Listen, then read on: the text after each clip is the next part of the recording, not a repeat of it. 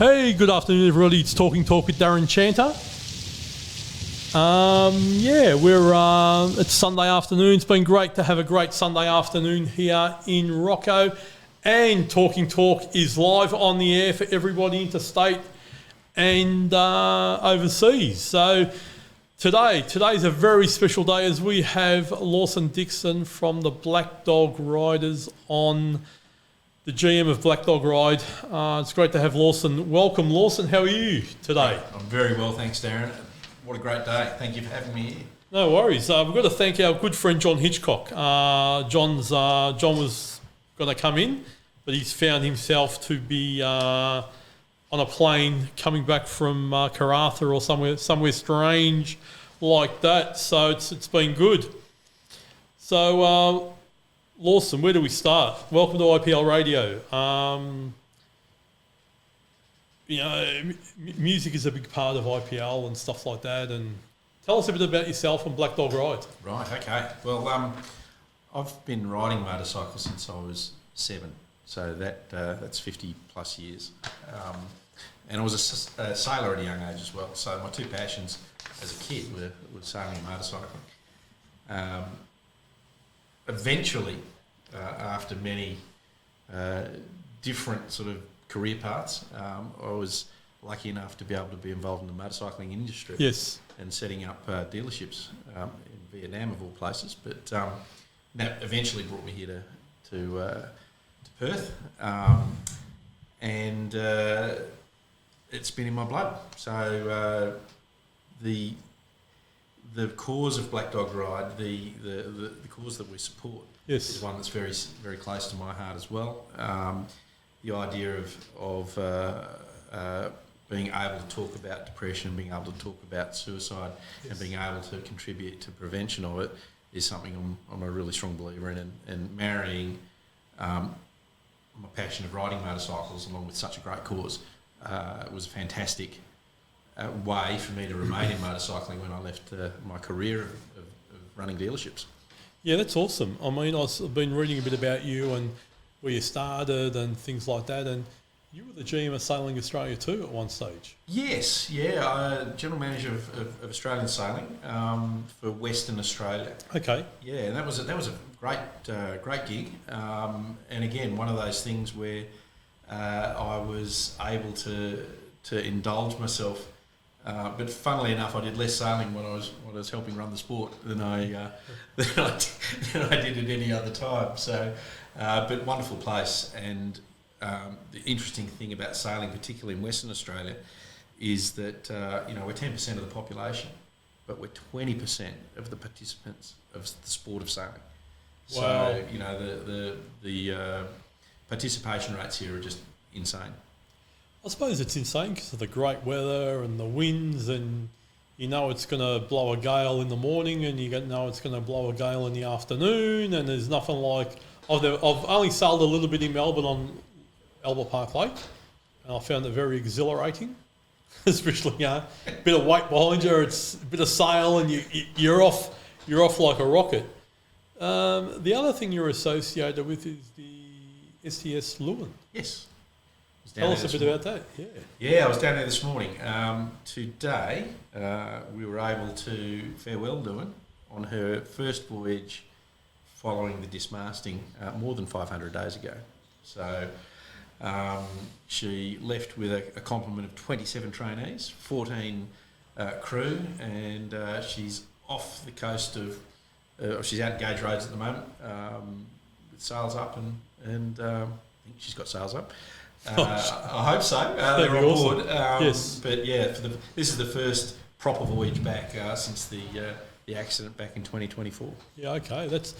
Must have been a wild time. That all of that happened all at once, and yeah, that was an interesting period. My last day at Australian Sailing was the day of the accident, and as a consequence, I didn't go in and actually do my last day. Sorry, Kate, if you're listening. Threw her into the mix early, but the accident happened. I got a call from Fremantle Port 6 o'clock that morning, basically saying Lawson, we know you haven't started yet, but you better come on down and check out. There's been a bit of an accident with the ship, and of course when I got there, it was a complete mess. But thankfully, the 2 crew we had on board were safe. Yeah, it's like, I mean, we saw it at work, and it was containers. When a cargo ship hits anything, it runs through the office. Yes. And especially one of those large container vessels, it ran through our sea freight office like there was no tomorrow. Yep. And there was video. Everyone was showing video of it. And they were running, what are we going to do if? Oh man, all they're worried about is their containers. But we were worried about the ship and if there was any damage or if there was any injuries on board or anything like that. So it's one of those things. Lawson, but where did it all start? Where did your passion for riding a bike start? Oh, look, it's 7 years of age on a XL70 that was owned by my cousin, and it had a clutch and a little 4-speed box, and I had ridden mini bikes before. Yep. But getting on the XL70 and being able to ride a proper motorbike at that stage, I was young. Was just fantastic. It awakened something in me and a real passion that stayed with me for life. Awesome. Yeah, I've had a lot of friends who have had bikes. I'm not sort of a bike person, but I appreciate going to bike shows and stuff like that. So yeah, it's and did that lead you into a career of motorbikes? No, absolutely not. I had my career sights were set on doing something in the engineering field, and I took a year off study after HSC and decided I was going to go and indulge my passion to become a graphic designer. And that led into an accidental marketing career where I found out that I was actually, while I enjoyed doing the design work and the actual artwork side of things, back when cut and paste was actually cutting and pasting. You used a scalpel and you used glue and you stuck artwork together on cardboard. But I was better at selling the work than I was at doing the work, and that led me to a career in advertising, but in the administration of it, and I became what they call a suit. And I worked my way up an accidental advertising career of about 20 years. Ended up running a couple of multinational agencies in Southeast Asia at the end of my career, which I enjoyed immensely. But it set me up for my sort of next phase, which is a bit more entrepreneurial. Yeah, I suppose things like that, they come out of the blue and they don't come all that often, but when they come, you're at that right time in your life. When a position like that comes up, it doesn't come up all that often. No. And it finds you. It's not a thing of searching for it. Stuff like that. No, absolutely. And the clients that I had as a young advertising executive were fantastic. I ended up working on the Ford retail business. So that's the come and buy a Ford from this dealer today. Sort of stuff. And this was back in the early 90s. And I eventually got approached by the agency that was running the Holden advertising program. All right. And so I was second in charge of the Ford account at that point, the retail account. And then they said, "Come along, we want to do the same thing." Ford were fantastic at how they had structured their dealer marketing. And Holden hadn't quite mastered it, so I defected, took all my secrets with me, and set up the Holden retail advertising program with a company called Fame Advertising. Okay. And if you cast your mind back to the late 90s, the Happy New Holden with Peter Brock and Deborah Hutton and all that sort of stuff, I was lucky enough to be involved in that. And so that was back in the day. That's really interesting you say that, because being a Ford guy and being involved with Ford Australia back in the 90s, obviously we, the early Falcon Car Club of Victoria, were involved with the late Adrian Ryan. We did the 30th anniversary of the Yu Yangs. We did a lot of stuff with the XK. Anytime they wanted something early, it was Adrian ringing me or Stan Gibson or one of those guys. And then I suppose passing of Adrian and stuff like that, and then seeing some stuff from Holden, and then having contact with Del Alberto, the Holden dealer regional, I think it was Echuca. And he was also down in the he had the Alberto family had a bunch of stuff. Fantastic people, and Melissa, if you're out there, g'day, how are you? She ended up as a dealer principal, having worked at J. Walter Thompson back in the day. Yeah, so he did a lot of stuff with Peter Brock in the day, and especially those ads you're talking about. He was they were instrumental when Brock was out in the boonies, and then they invited him back. Well, and that was a really interesting thing, because the dealers at that point had set up a structure and had decent funds, but their charter was that they had to spend their money on the advertising itself. Yes. And they had no money to put the ads together or get a spokesman. However, Peter Brock was already on the books, and the motor company wasn't using him. Yeah. All the polarizer stuff had was gone through, but he was still a bit out there. So our creative director at the time, Doug, jumped on it and said, "We've got this icon. Let's get him back into the fold." And of course, that was a masterstroke. He was absolutely well loved at that point, and getting him back into mainstream advertising.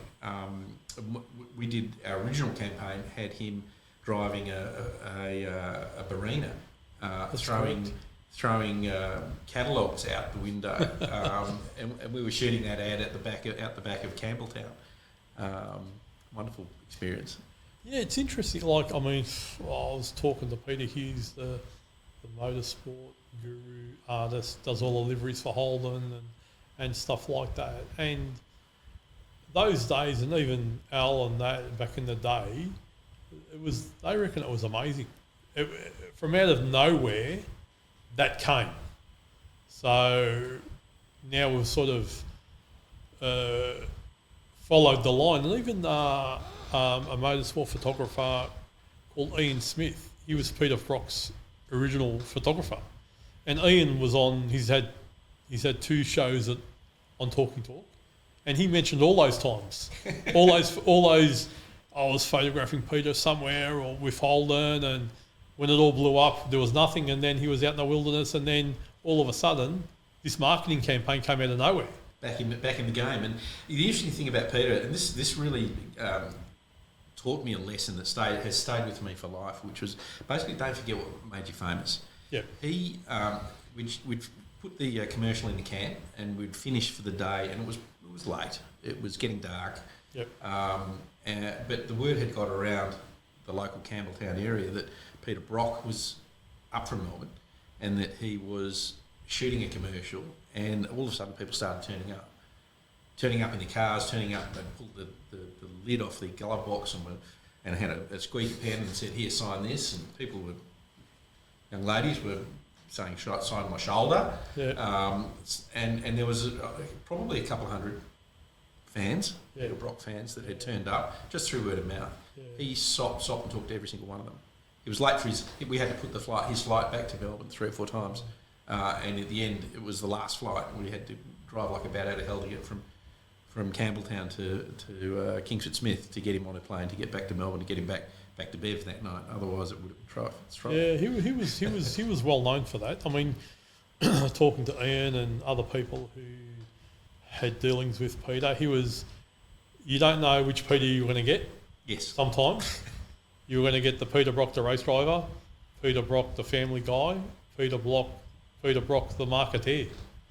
So I suppose that would have been really interesting times dealing with... Absolute consummate professional every time we dealt with him. Yeah. And that was, a few times a year over a number of years. And And also, Deborah Hutton as well. She was a fantastic spokesperson for the brand. They did a crocodile ad, or they did some sort of ad where they were cutting themselves through a jungle or something, something like that. I vaguely remember that ad because that's what. That was one of the ones I thought that is a weird ad. The bit of dialogue which was Happy New Year. Happy New Holden, Deborah. That was the whole thing. And it was an interesting time because the New Year period was never a period for selling vehicles. Yeah. Until we sort of realised, okay, well, nothing's happening in that period of time. Let's make it an automotive retail event, and that took off. Awesome. The other interesting piece in there was Ford at that point were by far and away the market leader. Yes. And this was going into the launch of AU Falcon. Yep. And of course, Holden had launched VT. Yes. And the year before, and the Sydney Motor Show was coming up. Everyone was talking about AU. There was going to be a great unveiling, and of course, the day came around. The unveiling started to happen, and then the word had got around that there was a Monaro about to be unveiled. And the press got up as in one unit, left and went to watch the unveiling of the Monaro. Yeah. It was unreal. It was really seat of the pants marketing. It was a lot of fun back in the day. Yeah, we had a bit to do with Adrian Ryan in the day, and he was involved with the Melbourne Motor Show and stuff like that. And I remember him saying, see what Holden did to us. And that was probably seat of the pants. IPL is all about mental health, and that's inspiring passionate lives. That's what we're all about here. We're a community radio station. We ask for grants from great people and companies and stuff, and we've been lucky enough to get a grant off Black Dog riders the past 18 months. Tell us how BDR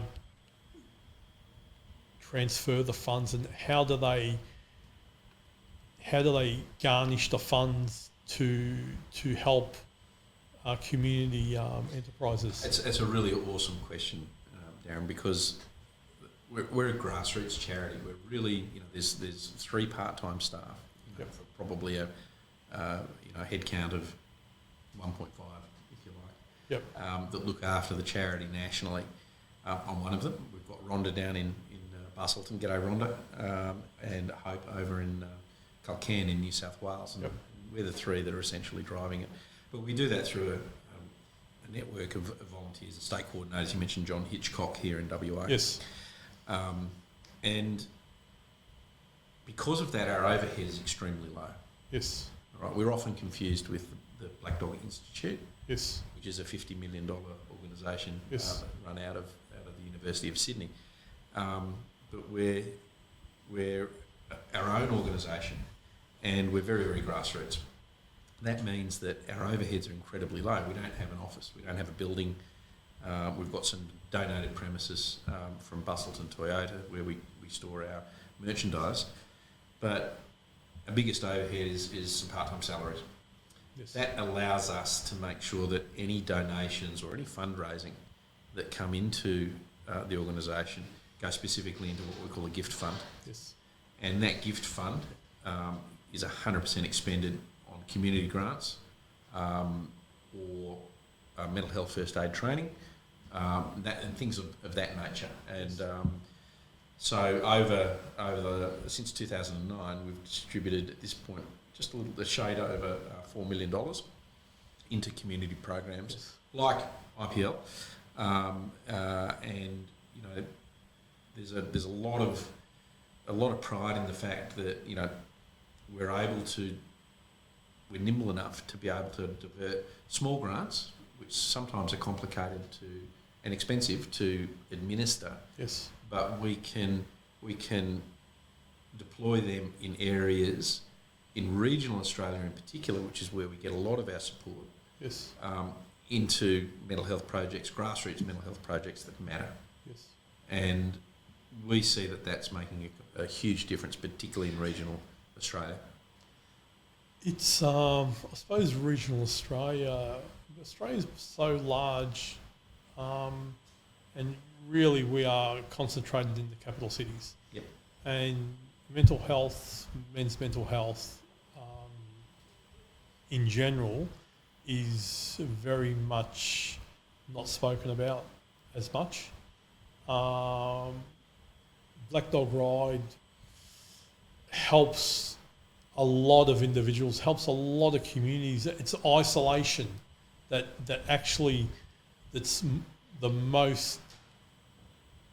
the biggest part of mental health. Starting a conversation is what it was about. And Steve Andrews is the founder. He founded the ride sort of by accident, and a friend of his wife suicided. Yes. And it came out of the blue. And he was shocked, and he why hadn't she talked about her issues was the question. Steve's a bit of an introvert himself. Look at this amazing thing that he's founded, but he's a bit of an introvert himself. So he jumped on a motorcycle and rode around Australia in an effort to get people having a conversation. Yes. And at the same time, he raised a bunch of funds, and that was how the movement started. In the 35 days it took him to ride his motorbike around Australia, yes, he raised about $35,000 and had hundreds and hundreds of conversations about why have you got a fluffy black dog toy sitting on your motorbike? Why is his name Winston? Why do you want a motorbike in the first place? And things like motorbikes and fluffy black dogs and being in a group starts a conversation. Yes. What are you guys doing? We're riding to raise awareness for mental health. And by having that conversation, you're destigmatising mental health. Yes. And you're able to sort of take away that sort of little bit of shame or a little bit of and this is particularly amongst men. Yes. The stigma of saying, I've got a mental health issue, whereas, we'll talk all day about a broken leg and how we broke it. Yes. But being depressed and being to the point of wanting to take your own life is something that gets bottled up, and that's a real shame. And the more we talk about it, and the more we talk about having a conversation, the more that comes out of the background and starts, and it has over the last sort of decade or so, become more and more mainstream. Talk about, are you okay? Came after us, yes, but they've had a great success in asking that question. And I think that's one of the key pieces, is if we're just destigmatising mental health issues, that's the first step into having a good discussion about suicide prevention. Yes. And putting these support, being able to help fund some of these supports that are in place. And we don't do anything other than raise awareness. That's our biggest thing. It's just an amazing what Steve has done and the legacy, because it always, everything starts from one person, and for him to start that because of that's what happened, his wife took her life. It's actually it's a great thing that he's done, because the movement has grown from one bike to how many runs? We're hoping to have at least 6,000 out on the 15th of March this year, which is this year's one day. Yes. We'll have 50 ride locations around Australia. I think it's 52 this year. And some of them have maybe half a dozen riders.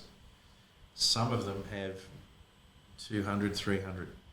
And collectively, about 6,000 riders around Australia across 50 odd locations, all riding on 15th of March, the third Sunday of March every year, and essentially making a bit of noise, riding through communities, having conversations, and shining the spotlight on what's a serious a serious health issue that Definitely. It can hit anybody from any way, shape, form of life. Depression, mental health, sickness, stress, and it's great that there's a outlet, and it's all about the discussion, as you've said. Sunday the 15th of March. Where in WA are you? I think you're starting from Baldivis for some. Well, there's a bunch of rides here in WA, yeah. And the Baldivis ride is an excellent ride. We've got new coordinators there. Chris having passed the baton on. They'll be getting together at the Bunnings warehouse that have been looking after them since the inception. Yes, that's a great ride. I'll probably head. I'm based in Vic Park, so I'll probably help. There's a new ride starting up north, north of the river. Help those guys, and I'll wave them off. Probably won't ride, although I love to be on a one-dayer. Really want to make sure that I'm in communication with the coordinators. Yes. And our number one concern is that everybody that goes on the ride gets home safely. Safety is our number one priority, and I just want to make sure that I'm there to pick up the phone in case we need to mobilise emergencies or emergency services, things like that. It doesn't happen often. No, but I suppose we just had a fateful incident here in Waikiki on Friday, and it's a terrible tragedy.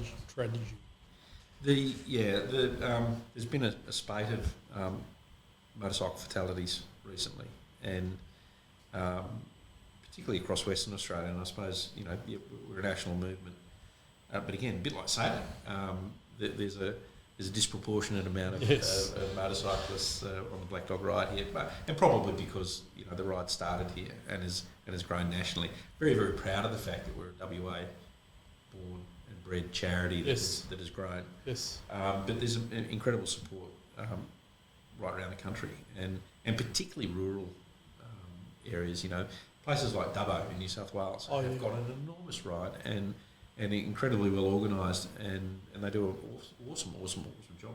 Seymour in Victoria, of all places, has got a tremendous ride that's organised there as well. So there's some really good. I'd hate to just pick out a couple, but that gives you an idea. Here in WA.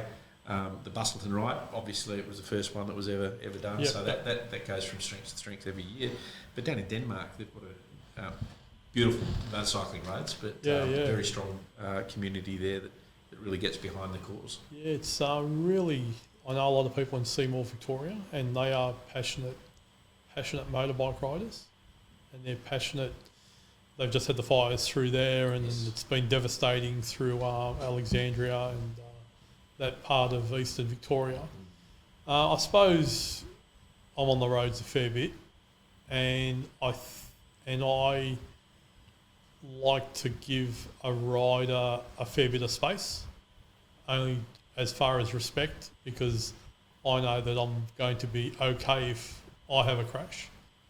But at 100 k's with trucks and the sort of loads that are being transported on the West Australian roads, and some of the behaviour on West Australian roads is not great. Yeah. And I hope the government, they sort of, I'm not sure whether it's actually I think it's a behavioural thing about West Australian drivers emerging, giving way, taking time, stepping back.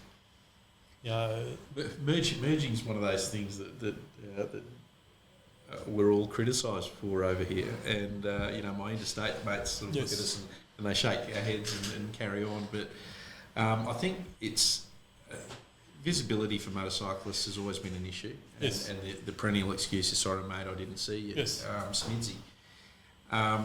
It's up to the rider though to make themselves visible. We traditionally dress all in black. That's not great for visibility. I'm guilty of that. I've got a black helmet and black leathers and all of that sort of stuff. But the it's up to us to ride in a manner that's safe and considerate for other road users. Yes. And we're very much about that. We don't flood or clog intersections. We don't block off traffic. We'll try not to. A lot of people give way and let us through and things like that, knowing about the cause. Yes. Is number one. If they see a fluffy black dog on somebody's rack or backpack or windscreen, they'll realise what's going on. And even though we're a small grassroots charity, our mascot Winston is very, very well known, and people do tend to give you a little bit of birth, but so there's some road behaviours that you look at and you go, gee, it's a little bit unsafe.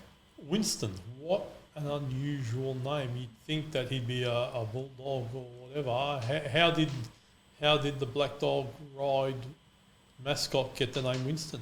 Wonderful question. It's almost as if we set that one up. It goes back to Winston Churchill. Okay. And when he was Prime Minister during the war, the Second World War, he wrote in his diary about the black dog of depression following him around.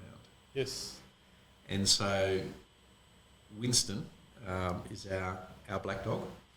And we've decided that we're going to acknowledge him and encourage him. And so Winston's the name of our mascot. And if you ever see a fluffy black dog on a motorcycle, you know that somebody's there riding for the Black Dog Ride.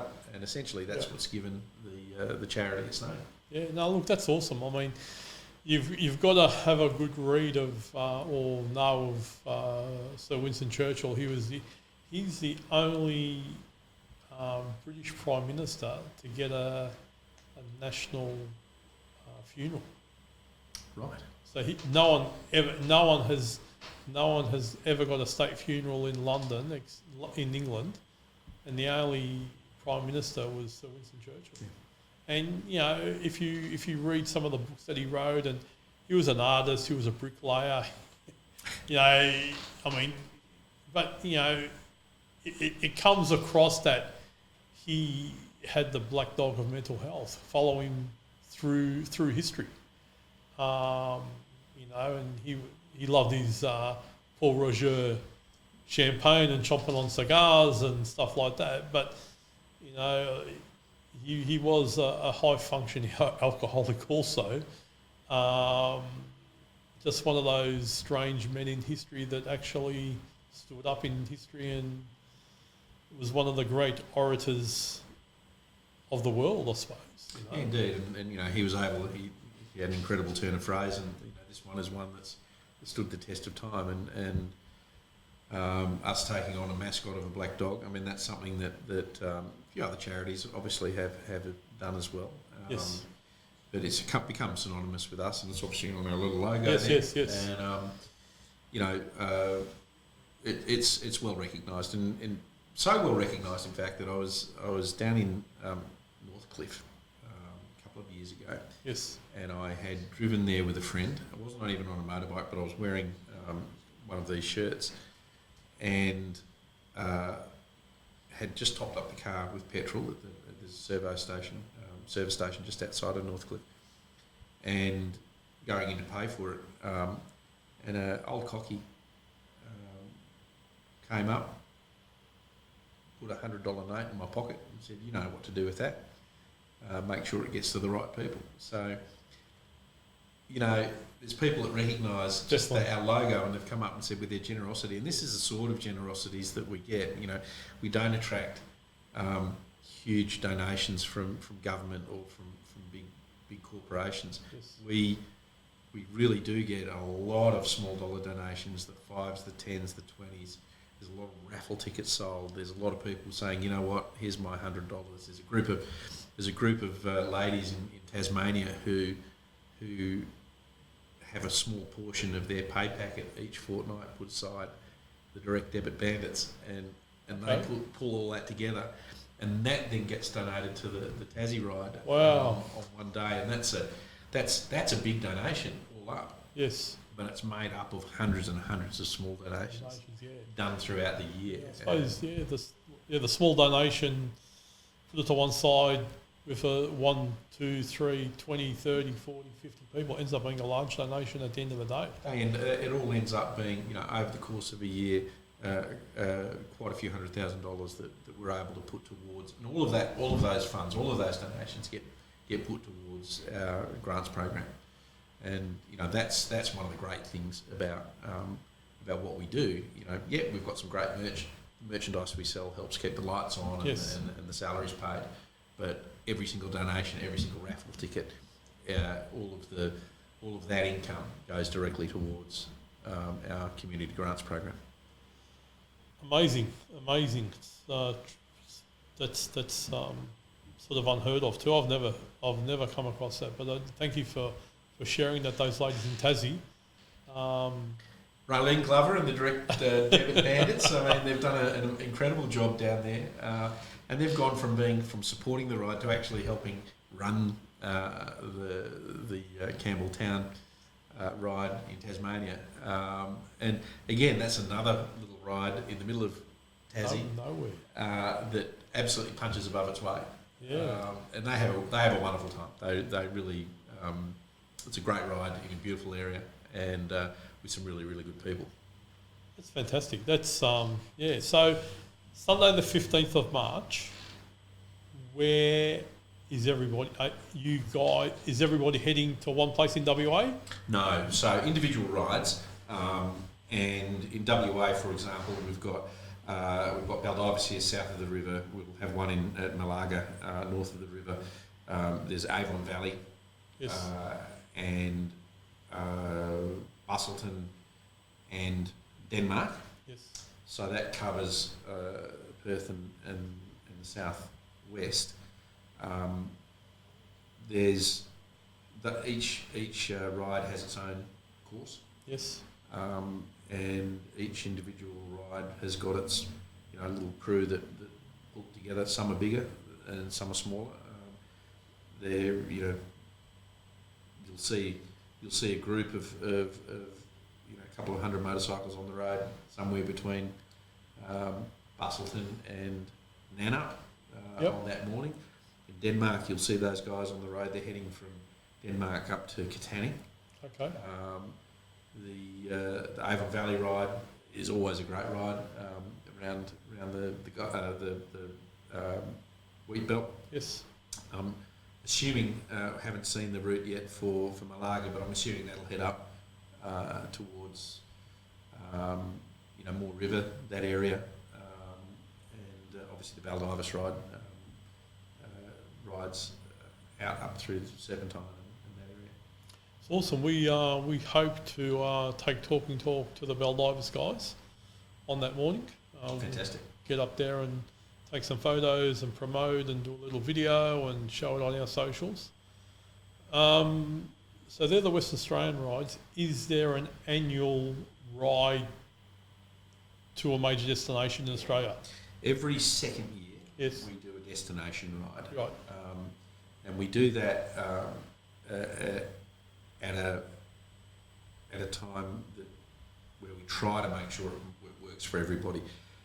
This year, the destination is Cairns. Yes. And our West Australian riders are going to ride over the top to Cairns, and probably more than likely they'll finish by coming back down around the bottom and across the Nullarbor, having done then a lap of Australia. Big ride. That is massive. It's a massive ride. That is massive. However, 2 years ago, our friends from Queensland did much the same thing when we had the ride finishing in Fremantle in September of last year. So that was very, very good. Then in the alternate years, the odd years, we'll have a big state ride. Okay. And so the state coordinators will organise a long distance ride around their respective states. John organised the last one, and he's presently John Hitchcock is presently putting together the itinerary for getting people across to Cairns. But there's some. We're really blessed here in WA that not just the fantastic metro roads that we've got, that Yes. are in incredible condition. But our B roads and our country roads are also fantastic. They are very good. And riding a motorcycle around WA is just awesome. The sense of freedom. The moment you leave Metro Perth, everything, the traffic cools down. Everything becomes a lot easier and a lot more free. And of course, road courtesy out in the country with a wave and a nod and all of that sort of stuff. Oh yeah, that's awesome. Trucks giving you the indicator to let you know that it's great to pass and things like that. I mean, the truck drivers are fantastic to our community, and we really love their support. So, you know, distance riding around Western Australia is just something awesome. And the last one I did was we left Perth, we went up through to Newman and then all the way to Headland and down the coast on the way back. And that I've seen some magnificent areas. Carragini, just mind blowing. And when you're out there and you're in it, it's very, very different from being in a car or any other kind of transport. It would be mind blowing. The roads are extremely good. Sort of as you said, the B roads are very, very good. So it'd be like I've never ridden. I've only been a pillion on a bike a couple of times, and I'm not a great person to. I'm not a great passenger either. I'm a terrible passenger on a motorbike. Don't put me on the back unless I sit behind my wife in the traffic in Saigon. That's a whole different thing. Okay. And I'm not riding in Saigon, so that's I wouldn't be riding in Saigon. neither would I be riding in Bali. But I mean, it takes its own nerve to do that. You take your own life at hand if you wanted to do that. After a while, you know, I did spend a lot of time in Asia, yes. And after a while, you get used to how the traffic flows, and essentially it's the law of the jungle. You know, the bigger you are, the more you stay away from somebody. You know, the more if that bus is bearing down on you, I'm just getting out of his way. And it's the school of fish mentality. If you're one of 50 scooter riders, you know, you're less likely to be, and you're in the middle of it, you're less likely to be picked off by the sharks or the buses or the trucks or whatever else that's going around. It also unfolds at a much slower pace. Yes. You're travelling at 10, 20, 30 k's through the streets of Saigon, for example, not at 50, 60, 70, 80. So that would be an awesome experience. Saigon on a moped, whatever they sort of, you know, like 250.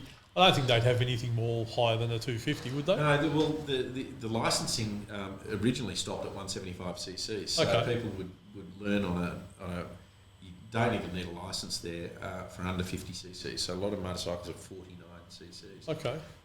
But you then get a license for typically the size of the motorcycle is a 125. Yeah. And they'll all step through Hondas, 110, 125ccs. That was your standard Honda Cub. Yep. Or Yamaha or whatever the brand was. Honda had the lion's share of the market share. But it was really interesting when we first were able to introduce Harley Davidson into Vietnam. This was in 2013. Yes. The Vietnam government had signed up to the World Trade Agreement that got rid of what they called non-tariff trade barriers in the country, and that meant that the trade barrier at that point was if you were a normal person, you couldn't get a motorcycle license that allowed you to ride a 175cc or greater motorbike. That was only for various. You had to be a member of an official government-sponsored motorcycle club to be able to have such a license. Yep. And those clubs were put together for, interestingly enough, for ceremonial purposes. So they would be the guys that would accompany parades and things like that. Anyway, that barrier was lifted the same month we opened Harley Davidson of Saigon, and the sales went bananas. Absolutely went berserk.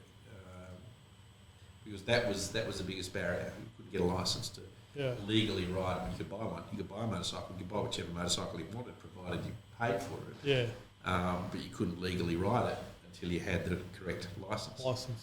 And all of that came together really well when we launched Harley Davidson of Saigon. And riding I've had a couple of really lovely experiences riding Harleys across America and a few other things. But riding a Harley through the middle of Saigon is fantastic, and up through the Ho Chi Minh Highway and up into Khe Sanh and some of these amazing scenery on the border of Laos and Cambodia. Yeah. But the best riding experience I've ever had was being able to ride a Harley, a brand new Harley, on a dealer trip through Tokyo. And there was a group of us, cruising through the Ginza, through that amazing traffic and those amazing pedestrian crossings and things like that. And it was astounding, a lot of fun. And Tokyo traffic is a whole different level of mayhem as well. Yes, and the Philippines is again another. Oh my God! Even in a car, watching these bikes is just utter mayhem. The Harley Davidson dealer in the Philippines is a great guy, and they've got a very active Harley owners group that do a lot. My very first experience when I became a Harley Davidson dealer was going across to what they call Asia Harley Days, and that was held in Manila that year. And there would have been, there'd been 1,500 Harleys all doing a parade. Bill Davidson had flown out from the States. It was quite the do in downtown Metro Manila.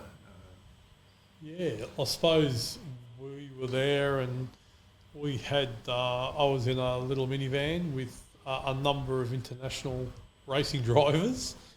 One that's actually was racing at the 12-hour this year, and there's a couple that race overseas quite frequently. One's actually a Ford sign driver, and back 10 years ago, 15 years ago, it was amazing. They said they would never, ever ride a motorbike the way that they used to see it. You must be happy about the Red Bull team switching into Mustangs. Yeah. I mean, I suppose, it's a different ball game. I mean, I saw the accident this morning, Chris Mice in the GT3 Mustang. Skippy got cleaned up at 250 kilometres an hour going down Conrod Straight, and it took the front out of the car, and he ended up with a lot of roadkill on him. Unfortunate, he got out safe, but on the near misses of Skippy in the past probably 2 years, that one takes the cake as the number one racing car hit. Even though last year Kai Allen in the Penrite Mustang going down Conrod, I don't know if it's the same kangaroo, but he's not the same kangaroo this year. I don't think he's the same kangaroo. But Kai Allen nearly hit one in the rain late that afternoon, and it clipped the front of the car. This time, he wasn't so lucky. I suppose it's happened at Phillip Island. It's happened, a lot of tracks in Australia, and I wasn't surprised to see it happen today at Bathurst. I was surprised that it actually took out a car, because there's been a lot of near misses with echidnas, with kangaroos. I mean, I hit a rabbit at Rob Roy Hill Climb at 160. It's just Australia. They don't have these things overseas, but no, and that's one of the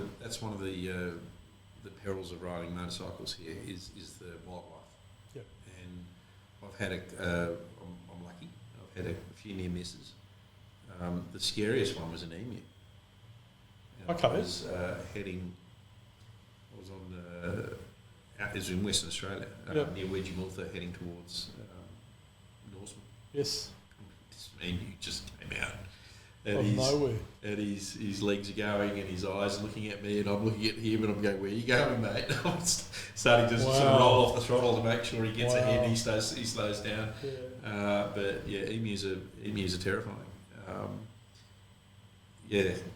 The kangaroos and things like that are equally as terrifying. But the emu got me going there for a while because he was keeping pace.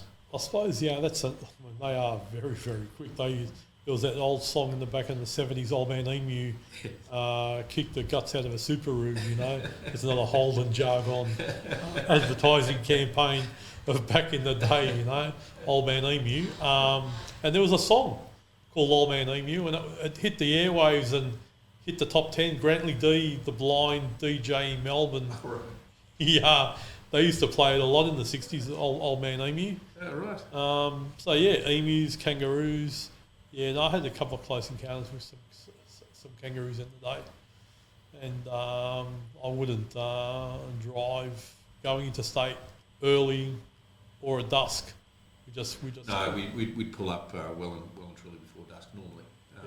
Unless mechanical issues keep you out of time. And that occasionally happens. But the other danger in Western Australia is honky nuts. Sorry? The honky nuts, the big giant gum nuts. Okay. And this is where the riders in Denmark and in Busselton in particular, they go out the day before and sweep whatever honky nuts they can off the corners. It's worse than gravel. But it's like these big giant ball bearings. And yep, I get it now. Never heard of that. He's went around a fair bit, but never heard of that. So that's a danger to a. Yeah, absolutely. Yeah, danger. You can slip on those very quickly. Wow, unbelievable. That's pretty interesting. So that's another WA because I've never heard that out east. I did have a couple of guests in before Christmas that actually said to me that they'd never seen a kangaroo. They drove from Perth to Bathurst for the Cortina Nationals. Yep. Rob and those guys, and they only hit kangaroos in South Australia, coming out of South Australia into New South Wales. Yeah, because they're in plague precautions there, obviously. Yeah, so. and I did my first Nullarbor trip was in 2019. Yes. From Sydney through to Perth, and didn't see much wildlife at all until we got to Wilcannia, and the stretch between Wilcannia and Broken Hill. Yep. Was just a charnel house. There would have been roos every few metres. Yeah, that's what they said. It was awful. But on the other side of Broken Hill and then through to South Australia, we saw nothing until we got into South Australia, and then then on the road all the way through to Peterborough. Wow. Was pretty bad. But that Peterborough stretch, where you're heading over Horrocks Pass and into Port Augusta, it's just magical. Fantastic motorcycle riding. Yeah, the roads are good for it, and it's great to see. I love seeing guys 2x2 going down the highway. It's just one of those. I suppose it's one of those romantic things that you see. Even saw a few Vietnam veteran guys on their bikes down at Canberra one year. We were going to a car show. They were going the opposite way. And it was, look, have a look at these guys. How cool is that? And then we stopped a few days later and they go, man, were you guys in those early Falcons? I said, yeah. Yes, that was cool. I said, that's what we were saying about you guys. So it must be just one of those. Oh, there's a lot of admiration between classic car enthusiasts and motorcycle riders. Quite often the very same people. Oh yeah, they're just awesome. They're just one of those things. What other initiatives, getting back to BDR and the fundraising, what other initiatives does BDR do for the community that is an initiative of the fundraising from the events? So again, our big program is really the community grants side of things. And so they can range from $1,000 to $10,000. Yes. Occasionally, we will do things like support the Men's Sheds Association, and we've supported them over a couple of years doing a program called their Shed Mates program, which is all about not just mental health but just shed of well-being. And the Men's Shed is an interesting organisation because it does exactly what we think needs to happen, is having conversations, because men don't talk face to face about issues. No. They'll talk about something when they're working shoulder to shoulder on a project on a workbench, and so therefore, you know, the service that Men's Sheds provides to, particularly to retired men, which are a big part of the demographic of people who have mental health issues, is, you know, the work they do is fantastic. So we support them. We support organisations like Probus, which is where Rotarians who have retired essentially do their sort of work, and they do a lot of community work. So we've helped Probus Club help with their recruitment and getting, you know, for better mental health outcomes, getting people involved in community work.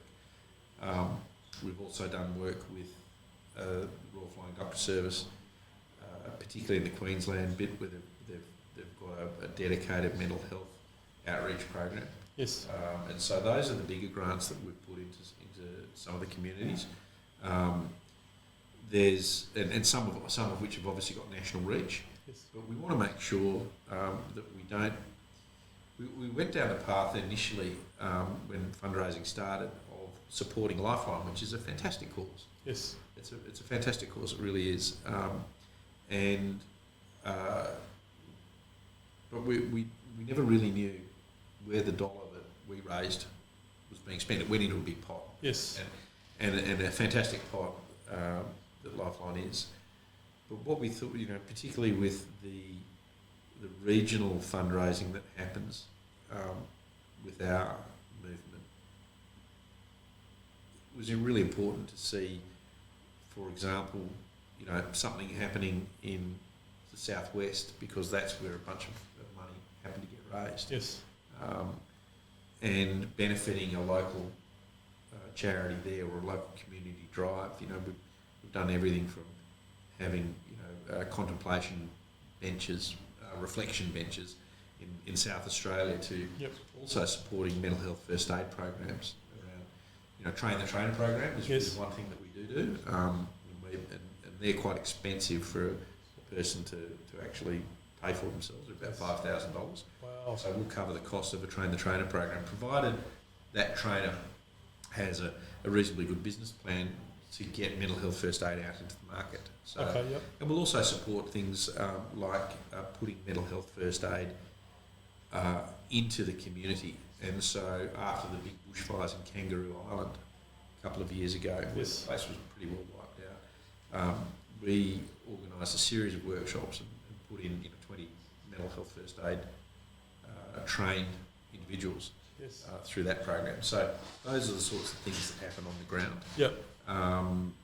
And, you know, we really look to support, and we want to be able to sort of, you know, try and spend a dollar where it's raised. Now, one of the lessons I learned doing retail advertising for Ford and for Holden was that the dealers at the time want to say, well, if I'm getting charged $100 a car that goes into an advertising fund, I want to make sure that my $100 is spent in my area. That's right, my dealership. Exactly, and you know, there are ways that you can make sure that happens. Yeah, and it is important for a local community that does so much. Yes, to see some of the benefit of that.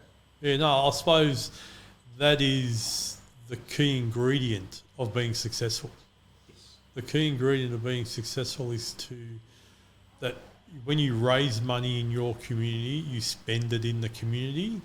And I suppose, as you've spoken, that Lifeline, you guys, even though it's a great cause, that you actually didn't know where that money was going to.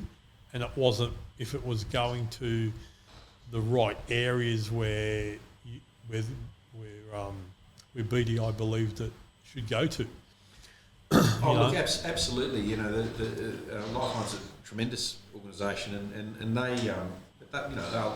they'll decide and determine where the funds need to go. I think, you know, us as a grassroots organisation with zero government support, we're nimble enough and able to determine where and when we spend those funds, and it's important that we're able to articulate to the person who's put the $100 in my pocket where that $100 is likely to end up. And I think, you know, for a grassroots organisation like that, I use the term grassroots because it really is, you know, community-based, volunteer-run. You know, it's really important to know that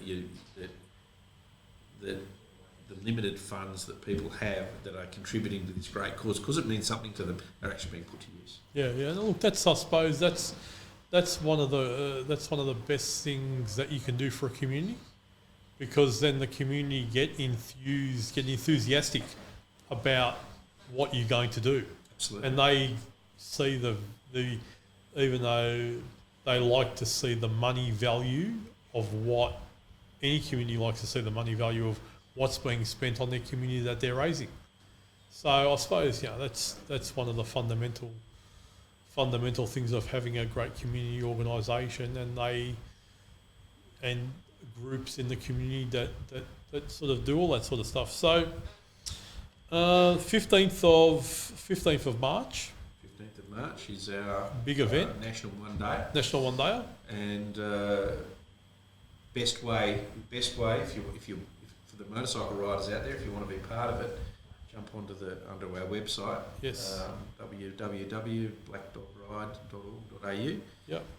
Click on rides, and it'll take you to a whole list of where they are. Find your state, find your local area, sign up. If there's not a ride locally to you, we do what's called a virtual ride. Okay. And so you can sign up, get a virtual ticket. Yep.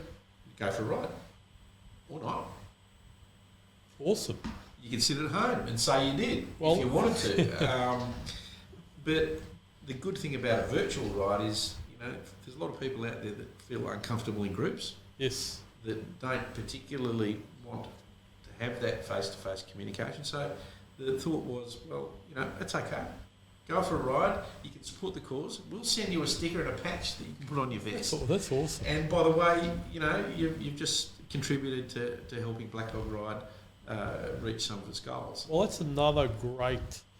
I suppose I don't know who came up with it first. You guys. I wish I did, but I can't even claim to that. I think that goes back to one of my predecessors, and that's awesome.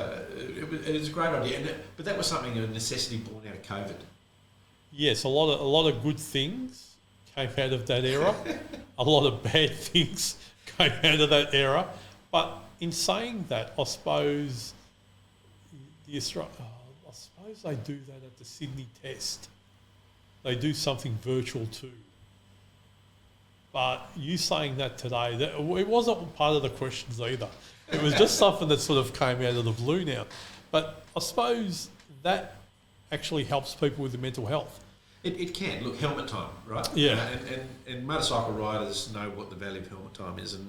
And you know, you put your helmet on, you're in the moment. I've never been one to be able to organise, although I have Bluetooth and bits and pieces that connect to my phone in my helmet.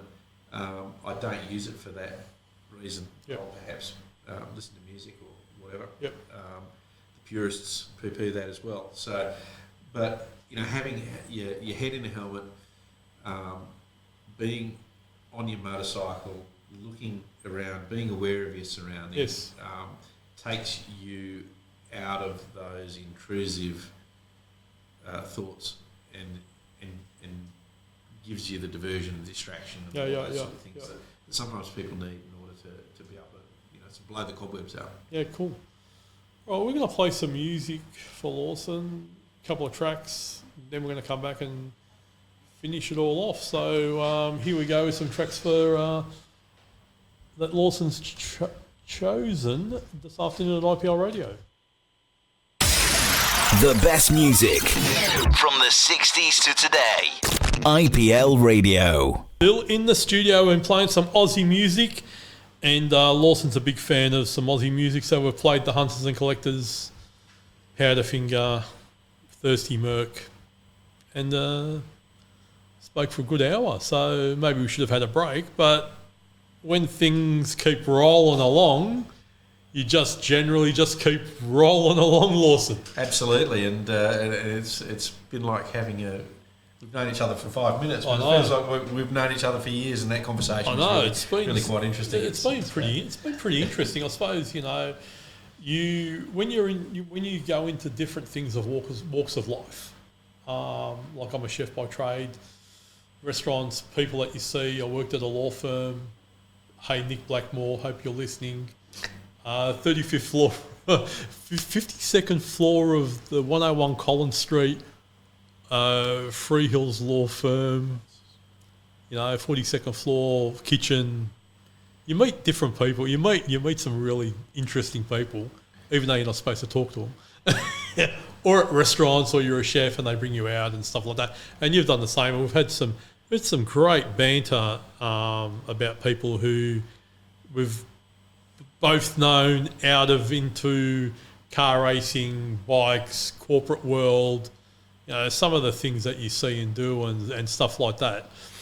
And it's been great. And, we've spent a good hour talking about everything. I mean, we were only supposed to be talking about Black Dog Ride, but we talked about advertising at Holden and Ford and people and all sorts of stuff. So it's been a pretty interesting afternoon already. And, this is the last session with Lawson this afternoon. Black Dog Ride, 15th of March, Baldivis, all around the country. That's the national, everybody's around the country doing the ride for Black Dog Ride, which is amazing. Helping the communities, helping countries, helping out in the boonies. It's an amazing organisation that you lead. Thank you. And of course, I don't necessarily lead them. That's the interesting part, because while I'm technically the general manager, the point is that, and the reason for Black Dog Ride's success is we've got a fantastic volunteer board. Yes. For a start, that really sort of sets and gives me and Hope and Rhonda some fantastic support in doing what we need to do. But the whole success of Black Dog Ride is the fact that it's a community organisation. Yes. And that individual rides are set up and run by either individuals or their committees that they get into. And they self-organise. Yes. And so my job is to try and take away some of the barriers that may be in front of people trying to organise a ride. Yes. And, one of those things is organising things like liability insurance. Yes. If you want to use somebody's car park to host an event, they're going to ask you for your liability insurance, and not everybody has the opportunity or the wherewithal to try and get that organised. And so, for us, being able to make sure that we've got national liability insurance that covers our volunteers, that makes sure they're not exposed to any legal issues, that allows us to use a Shire's car park or some roads and bits and pieces. That'll allow the ride to go ahead, and it's my job more than anything is to try and take away those headaches. So that the ride coordinators can get on with what they do, which is organising rides and having a great, safe event for our 6,000 odd riders, hopefully more this year. That'll be part of each of the events. And I suppose one of the other things that I know John had mentioned to me about the motorcycle show at York Motorcycle Festival. York Motorcycle Festival. Which is awesome. You know, when I first moved to Perth, I got here at the end of 2016. Yes. And my very first trip out of Perth itself, by myself, was up to York. Yes. And it blew me away. The ride up there was through Mundaring. Oh, yeah. So through the twisties up there, I was on one of the dealership's bikes.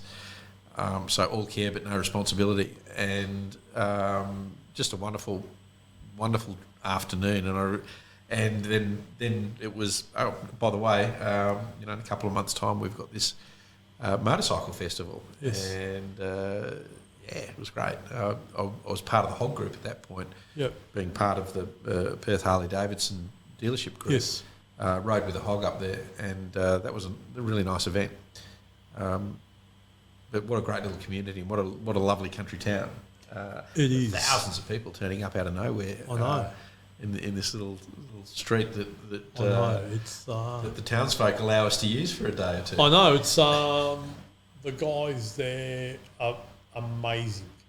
We've had them on Talking Talk to talk about the museum, and they do put on an amazing event. So it's a great event. You know, that museum, by the way, is fantastic as well. And it seems motorsport is something that WA seems to do particularly well. And yes, you know, the museum out at Caversham is eye opening, not just for the Brock exhibits, but everything in there is outstanding. But the York Motorcycle Festival happens the week after our one day. So it's a bit compressed this year, and but what we try and do with the blessing of the coordinators, we're the charity of choice for them, is that we lead a ride from Midland. Yes. And we arrive at the motorcycle festival in time for the opening of it. Okay. So we'll depart Midland at 9 a.m. Head into York. We're there, and it's an hour. Yes. We last year I think we had about 200 in the group. Yes. And the group stayed together pretty well. It's a quick and easy ride. Yes.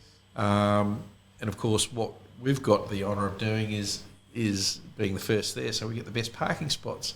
Well, that's always what you want. And our volunteers that are already there, and you can tell them by the big giant Winston, the inflatable Winston that we've got there, help marshal the traffic. So we end up with pride of place right in front of the main entry, or the main part of where the street's set up. Yeah.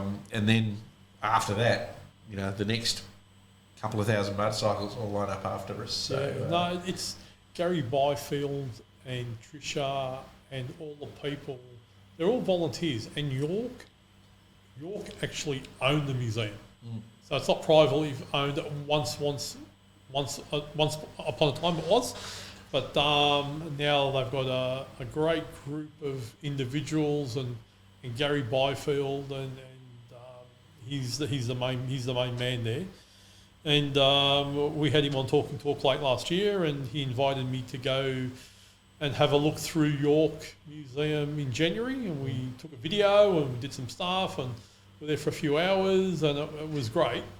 And I'm sure that a few thousand motorcycle enthusiasts would bring that town alive over that weekend. Oh, it's an amazing atmosphere. The pubs go off. There's live music. I get to visit my favourite Vietnamese bakery on the main drag there in Nguyen's. Yeah, he was closed today, I went. Oh, what a shame! What a shame! I was spewing. A decent meat pie and he's absolutely cracked a vanilla slice. Just food of champions. It's food of a motorcycle champion halfway through an afternoon ride. But that's probably about the only time you can get that combo just right. No, well, I've made, actually, talking about pies, I've made some brisket. Saw those. Some brisket party pies for the crew here at IPL. I'm sort of into that sort of trying to do a pie. I love a pie. A good pie is fantastic, and I'm going to shout out to my friends down at the Mount Barker Bakery. Okay. Where they have, I think, probably one of the best curry pies that I've ever had. Awesome. That's fantastic. So, yeah, and Hardwired Entertainment have taken over that They have. York motorbike festival, and we've had them on the radio. We've had them on Talking Talk. So the plan is to have Hardwired back on. John Hitchcock obviously will come back on to talk about that event. Yep. The wash up of the 15th. So we've got, over a month to go. Just a month today, yeah. So 4 weeks out. 4 weeks out of the one dayer, and then the following week is York. So that's a lot of commitments, and of course, York's a little bit earlier this year, so we hope that we get the tail end of the good weather. Generally, if it's later in March or in early April, the weather's starting to turn, and you start to get wet roads, and sadly, a lot of weekend motorcyclists are fair weather motorcyclists. Well, it's anybody in Western Australia with a bike, weekend motorcyclist, car enthusiast, because if there is a hint of rain, they don't come out. We don't handle rain particularly well, do we? Really? No, and definitely not. And I think my I've lost my webbed feet, having lived in WA for a while, enjoying the dry heat and the four seasons. I love it. But I've got to admit that riding or driving in the wet is a skill that the eastern states have over us. Oh yeah, it's only for Victorians and people that live in New South Wales and Tasmania. In saying that, I was one of them, and when I said to the guys here, hey, who cares if it rains? Man, we don't take our car out. I don't take it out if there's a hint of rain with a 5-day weather forecast. If it says I don't do it anyway. I'm like, really? What do they do in Melbourne? They just go out anyway. Yeah, that's right. Because you've got no choice. You've got no choice. You've got the four seasons in a day. That's true. You've got no choice. So we're going to have John and to talk about the York Motorcycle Festival and Hardwired Entertainment. Hardwire have just taken on the ride, the festival this year. Yes, and we've had some great discussions with them already. So I don't think things are going to be mightily changed in terms of the format.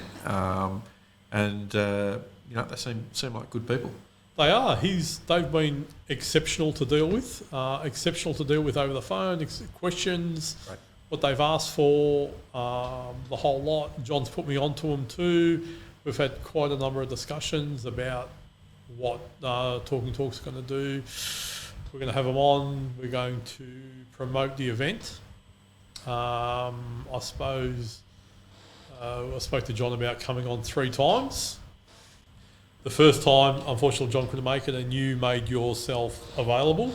And we've got to thank Lawson for making himself available today, because generally stuff's done over the phone and things like that, but to have you in, and you called it the gold star treatment, which is mighty fine.